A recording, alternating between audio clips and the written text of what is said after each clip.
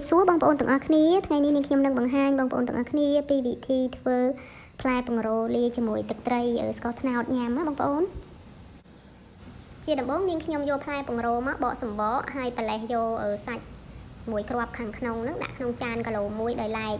ហើយផ្លែពង្រោនេះបងប្អូនគឺនាងខ្ញុំមានដើមនៅក្នុងចំការនាងខ្ញុំផ្ទាល់តែម្ដងហើយផ្លែឆ្នាំនេះផ្លែធំធំល្អក្នុងមួយគ្រាប់មានមួយគ្រាប់ពង្រោពេលយើងបកទៅផ្លែខ្លះមានដល់3ខ្លែបងចាហើយនេះបន្តមកទៀតនាងខ្ញុំចាប់ផ្ដើមដាក់ស្ករត្នោតហើយយកទឹកត្រីចាក់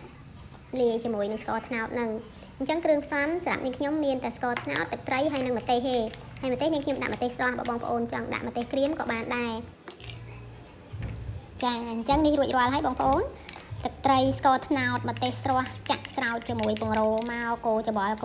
មកបងប្អូនញ៉ាំមានគ្នាខ្វែងដៃខ្វែងជើងមកចែកគ្នាឆ្ងាញ់ណាបងប្អូនអូនិយាយគ្រាន់តែបញ្ចូលសលេងតាមក្រោយនេះក៏ឃើញនឹងស្រទៅមាត់ម្ដងទៀតបងប្អូនខ្ញុំអរគុណបងប្អូនទាំងអស់គ្នាក្នុងការតាមដានវីដេអូមួយនេះហើយជួបគ្នានៅវីដេអូក្រោយៗទៀតអរគុណជម្រាបលា